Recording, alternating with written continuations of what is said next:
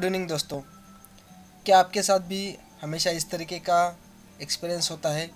जब भी आप किसी स्टॉक को देखते हो तो वो ऊपर बढ़ना शुरू कर देता है, बाद में आप चाहते हो कि इस स्टॉक को बाय किया जा सके।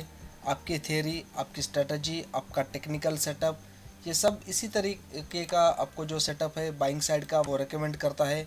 और जब आप इस पॉइंट पर उस स्टॉक को बाय करते हो, इमीडिएटली वो स्टॉक वहाँ से डाउन जाना स्टार्ट कर देता है और आपको M2M जो होता है वो निगेटिव या माइनस दिखाई देता है। आपका लॉस बढ़ता बढ़ता बढ़ता जाता है और एक पॉइंट ऐसा आता है जब आपका ब्रेकडाउन होता है, आप उस स्टॉक में से लॉस लेकर एग्जिट कर देते हो। जैसे ही आप एग्जिट कर लेते हो, स्टॉक फिर से वहाँ से बढ़ना स्टार्ट कर देता है और वो अपना जो टारगेट था उस टारगेट की ओर बढ़े चलता है और अपना टारगेट भी हासिल कर देता है। तो ये चीज़ काफ़ी कॉमन होती है सभी के साथ। इसका उल्टा भी अगर आप करते हो, फॉर एग्ज़ाम्पल अगर किसी डाउन ट्रेंड वाले स्टॉक को आपकी थ्योरी के अकॉर्डिंगली आप उसे सेल करते हो और जिस पॉइंट पर आपका सेल होता है एग्जैक्टली उसी पॉइंट से स्टॉक आपकी अपोजिट डायरेक्शन में जाना स्टार्ट कर देता है। आपका लॉस यहाँ पर दिखने शुरू कर देता है और लॉस बढ़ते बढ़ते बढ़ते आपका ब्रेकडाउन पॉइंट आता है जहाँ पर आप अपना लॉस जो है वो बेयर नहीं कर सकते और आप स्टॉप लॉस एक्सेप्ट करके या ट्रेड को क्लोज करके जैसे ही आप बाहर पड़ते हो, तुरंत उसी टाइम ये स्टॉक अपना जो ओरिजिनल ट्रेंड है उस डायरेक्शन में बढ़ने लगता है और डाउन साइड के टारगेट्स डिलीवर कर देता है। तो ये ऐसा हर किसी के साथ होता है, खासकर जो नए ट्रेडर्स होते हैं या जो लैगिंग सिस्टम पर या इंडिकेटर बेस सिस्टम पर काम करते हैं, उनके साथ ये हमेशा होता है। तो आज के वीडियो में हम देखते हैं कि इसके पीछे लॉजिक क्या होता है, वेव थ्योरी किस तरीके से काम करती है और क्या हम उस पॉइंट को आइडेंटिफाई कर सके जहाँ से हमारी बाइंग की अगर पोजीशन होती है तो वो बॉटम पॉइंट होना चाहिए और जहाँ से हमारी सेलिंग की पोजीशन होती है वो टॉप पॉइंट होना चाहिए। तो चलिए देखते हैं वेव्स क्या होती है और वेव थ्योरी में सबसे ऊपर जो नाम आता है इलेट वेव का, वो क्या होता है। दोस्तों, माना यह जाता है कि बाज़ार को अगर ऊपर जाना होता है, फॉर एग्ज़ाम्पल ये कोई स्टार्ट पॉइंट होता है किसी प्राइस का और ये कोई टारगेट पॉइंट होता है ऊपर की दिशा में। लेट अस अज्यूम कि ये 100 की प्राइस होती है और स्टॉक को जाना होता है 150 पर।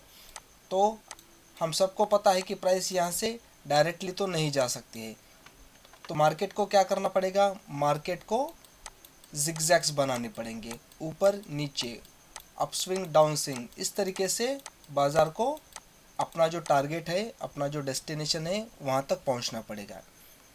तो ये किस तरीके से काम करते हैं, माना ये जाता है कि बाज़ार को अगर ऊपर जाना होता है तो वो इलेट वेव के हिसाब से ही ऊपर जाएगी और अगर बाज़ार को डाउन जाना होता है तो वह इलेट का ही रास्ता अपनाएगी।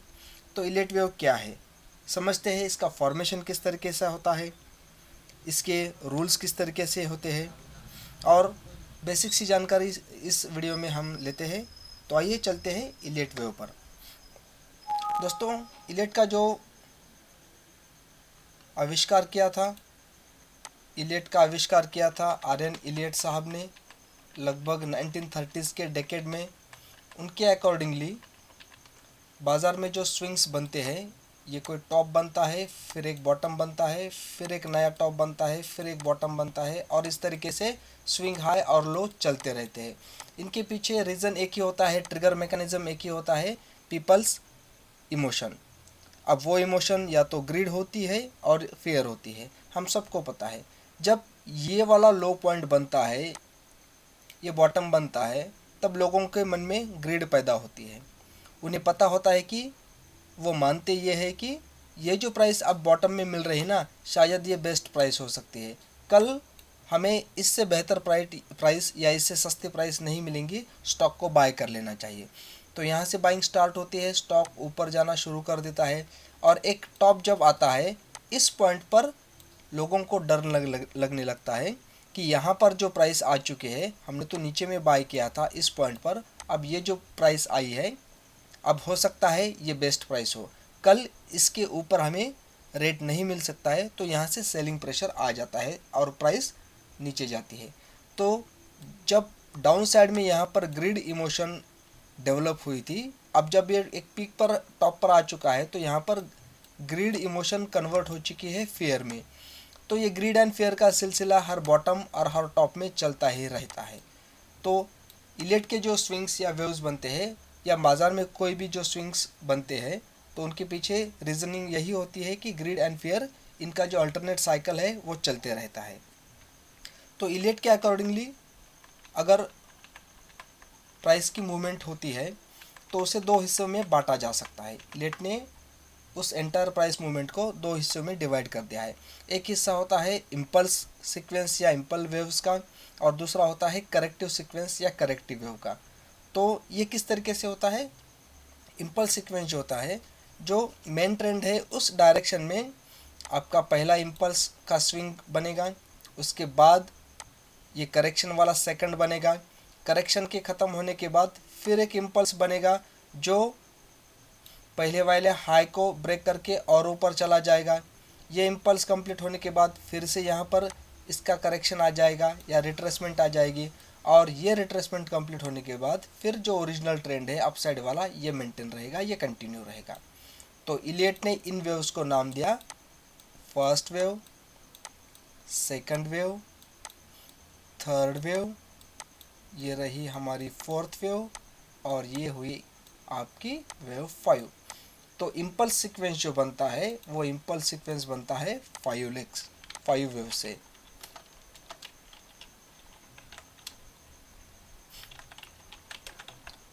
अब जैसे ही ये वेव 5 कंप्लीट होती है उसके बाद करेक्शन आता है, और वो करेक्शन आपको दिखाई देता है एक और सीक्वेंस में, जिसकी पहली लेग होती है ए लेग, फिर इसका बी लेग और फिर इसका सी लेग। तो इस तरीके से करेक्टिव सीक्वेंस जो होता है वो corrective sequence A B C इन तीन वेव्स में या तीन जो लेग्स है उन लेग्स में कंप्लीट होता है। तो इसे कहते हैं करेक्टिव सीक्वेंस।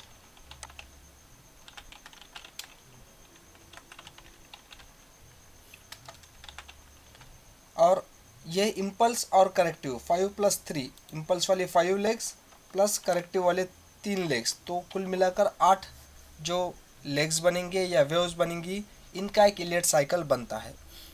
तो हमारे केस में जो एग्जांपल या एक्सपीरियंस हम अमूमन हमेशा देख लेते हैं कि जैसे ही हम बाय करते हैं प्रोबेबली वो उस पॉइंट पर हो सकता है, शायद या तो ये टॉप पॉइंट हो सकता है। जैसे ही हम यहाँ पर बाय करते हैं स्टॉक नीचे आने लगता है अपने करेक्शन के लिए, और इस पॉइंट पर हम अपना पेशेंस खो देते हैं और यहाँ से लॉस बुक कर कर एग्ज़िट हो जाते हैं। जैसे ही हम एग्ज़िट करेंगे स्टॉक ऊपर बढ़ने लगेगा और अपने टारगेट से वो डिलीवर कर देगा।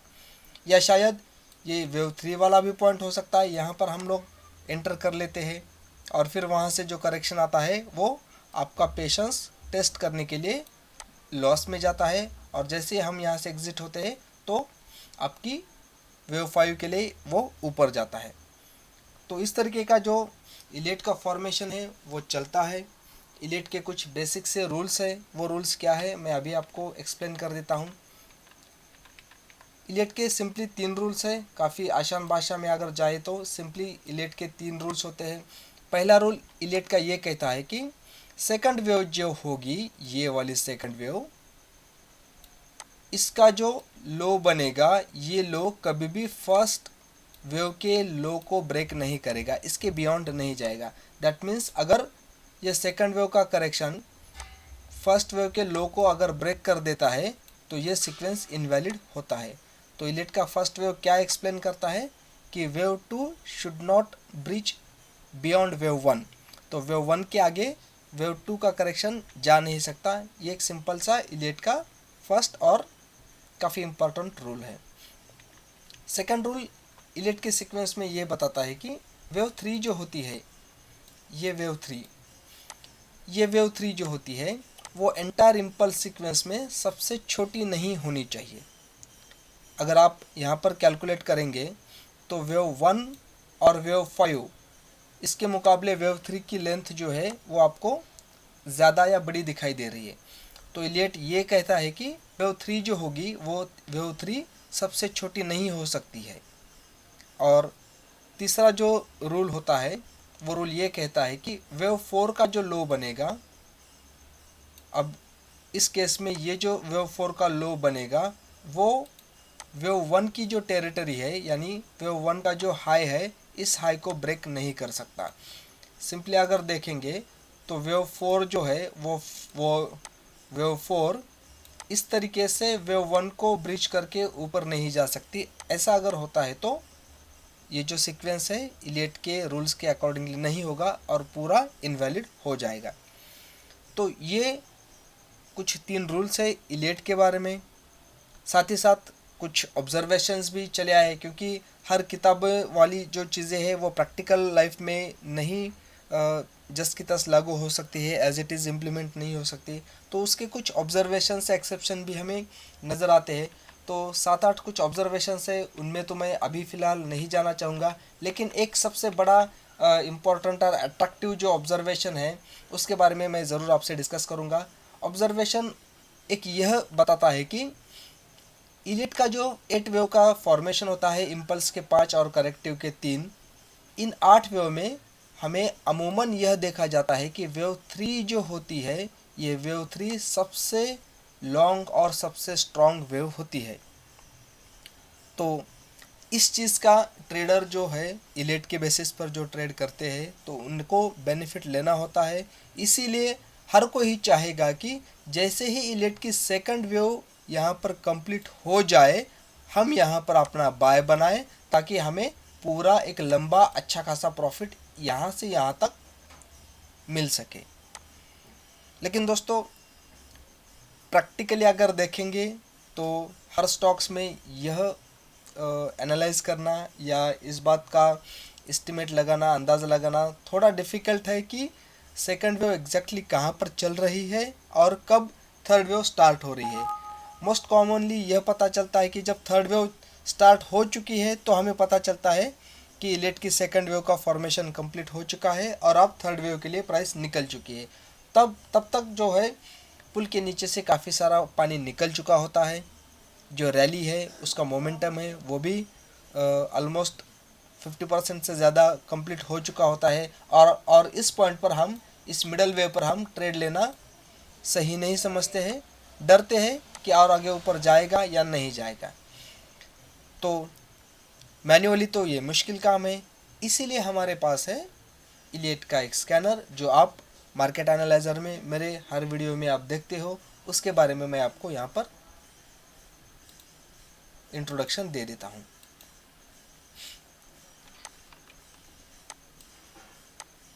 तो फ्रेंड्स यहाँ पर आपको दिखाई दे रहा है मार्केट एनालाइजर। यहाँ इंस्ट्रूमेंट्स के सारे नाम से ACC, Asian paint, AU bank, Bandhan bank, bank nifty, Bata वगैरह वगैरह, इस तरीके के हमारे जो सब्सक्राइब स्टॉक्स है वो यहाँ पर आ जाएंगे, उनकी प्राइस यहाँ पर आती है। और अगले कॉलम में अगर आप देखोगे तो EW60 का एक मेरा फेवरेट कॉलम है। ये क्या इंडिकेट करता है कि 60 मिनट की टाइम फ्रेम पर अब किस स्टॉक में कौन सी वेव चल रही है। तो अगर आप यहाँ पर देखते हो तो ACC में अभी ग्रीन कलर में सेकंड वेव चल रही है, जिसका टर्मिनेशन अभी तक नहीं हुआ है। इसका सिंपली मतलब क्या है कि ACC में सेकंड वेव जैसे ही ख़त्म होगी हम वहाँ पर थर्ड वेव के लिए अपनी पोजीशन लॉन्ग साइड की बना सकते हैं। यहाँ पर मैं अगर उसकी एक पिक्टोरियल ड्राइंग बताना चाहूँ तो इस तरीके से मैं बता सकता हूँ। ये होती है ACC की वेव 1, इम्पल्सिव जिसे कहते हैं। उसके बाद का ये करेक्शन चल रहा है और शायद हो सकता है ये कोई जोन हो जो अभी रीच होने को है, यहाँ तक प्राइस आने को है। जैसे ही प्राइस यहाँ से आएगी तो हम अपना लॉन्ग साइड का ट्रेड वेव 3 के लिए इनिशिएट कर सकते हैं। तो ये जो स्कैन्स चलते हैं आप देख पा रहे हो, ये स्कैन्स रन टाइम चलते हैं, लाइव चलते हैं। जैसे जैसे वेव के फॉर्मेशंस बनेंगे उस तरीके के यहाँ पर आपको स्कैन्स में सिग्नल्स प्रिंट आउट होते हुए नज़र आएंगे। तो बंधन बैंक में आप देख पा रहे हो EW4 यानी फोर्थ वेव चल रही है। बर्जर पेंट में करेक्टिव की इलियट वेव की C चल रही है। कोफोर्ज में भी इलियट वेव की सेकंड भी चल रही है।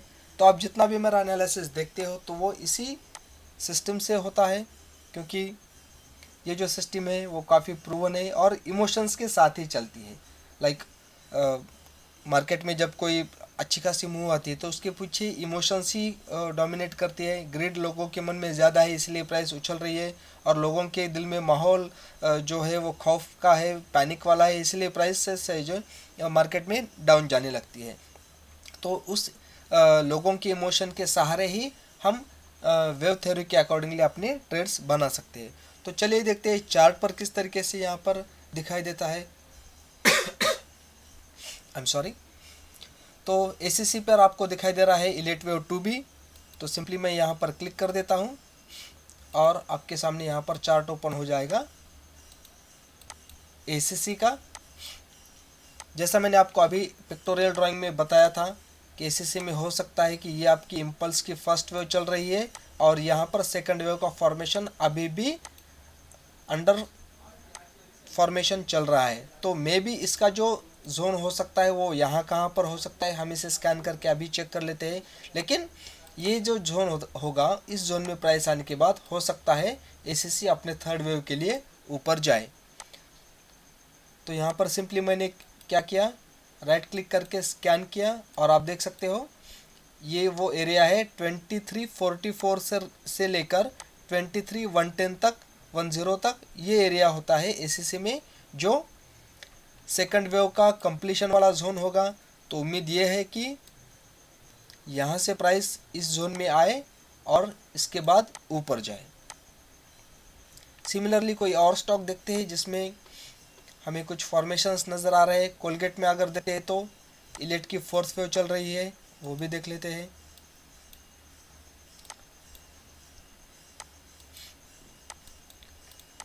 एग्जैक्टली देखिए अब जो फॉर्मेशन हो रहा है वो इस तरीके का है। ये फर्स्ट वेव बनती है, यहाँ पर सेकंड कंप्लीट होती है, उसके बाद डाउन साइड की थर्ड, फिर अप साइड की फोर्थ करेक्शन वाली, और हो सकता है कोलगेट यहाँ पर फिफ्थ वेव के लिए डाउन जाए। तो ये जो रियल टाइम स्कैन्स है आपको आपके सिस्टम में साउंड अलर्ट के साथ भी मिल सकते हैं, इसको आप इनेबल या डिसेबल कर सकते हो। तो आई एम सॉरी। तो इस तरीके का ये था छोटा सा इंट्रोडक्शन। अगर आपको इसके बारे में कोई क्वेरीज है, आपके कुछ सवाल है, तो डिस्क्रिप्शन बॉक्स में मैं अपना टेलीग्राम का आईडी शेयर कर देता हूँ, आप मुझे वहाँ कांटेक्ट कर सकते हैं। उम्मीद है आपको ये छोटा सा इंट्रोडक्शन वाला पार्ट अच्छा लगा होगा। थोड़ी सी तबीयत मेरी ठीक नहीं चल रही है, तो इसलिए आज मैं लेंदी वीडियो नहीं बना सका। तो उम्मीद है दोस्तों आप मुझे एडजस्ट कर लोगे। तो अगर मेरे चैनल पर नए हैं तो कृपया इस वीडियो को लाइक, शेयर और सब्सक्राइब ज़रूर कर दीजिए। Have a good night, bye.